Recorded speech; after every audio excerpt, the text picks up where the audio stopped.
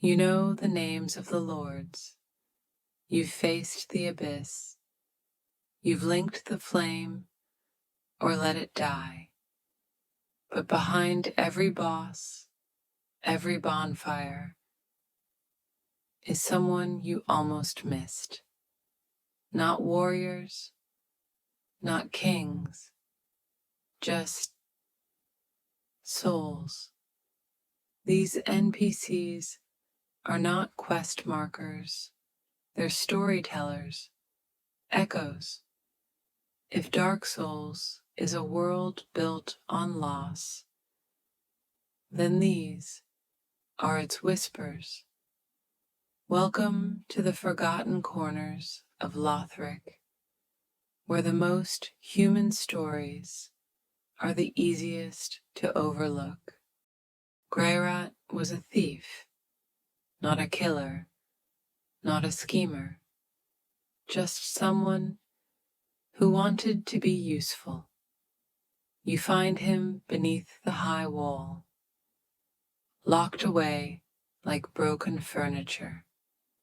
He begs to serve, to scavenge. For you? Why? Because he believes in loyalty. Send him to the settlement, and he returns, smiling, proud. Send him to Irithil, and he never comes back. You gave him Loretta's bones. He gave you hope. He died chasing something that no longer existed. A promise. A place to belong. In a world ruled by gods and dragons,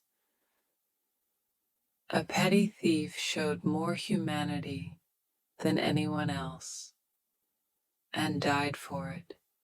She has no name, just a title, handmaid. She sits in silence, selling fragments of the past, cinders from fallen lords, trinkets from dead kingdoms. She speaks in riddles, words that echo from other ages. She remembers more than she says, and more than we can understand. Some say she's the first firekeeper, others say she is older still, but none doubt this. She has seen the fire fade, again and again and again, and when this age ends, she'll still be waiting. Eygon is no noble knight. His loyalty is to Irina, but is he her guardian or her warden? Irina believes in the light.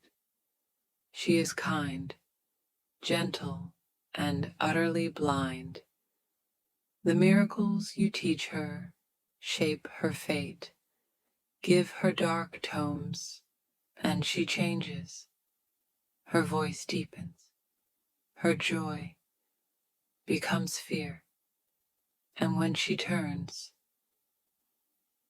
Eygon returns, not to protect, but to end her suffering, then to punish you, or perhaps to die beside her. Their story is not a happy one, but it's real, and it hurts. Pyromancy is not a gift. It is a burden. Fire is hunger. Fire is pride. Cornyx has been burned by both.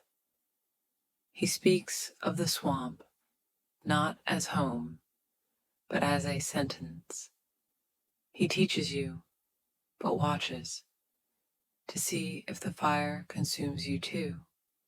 The flames dance, the power grows, but mastery requires restraint. Cornyx is not just a mentor.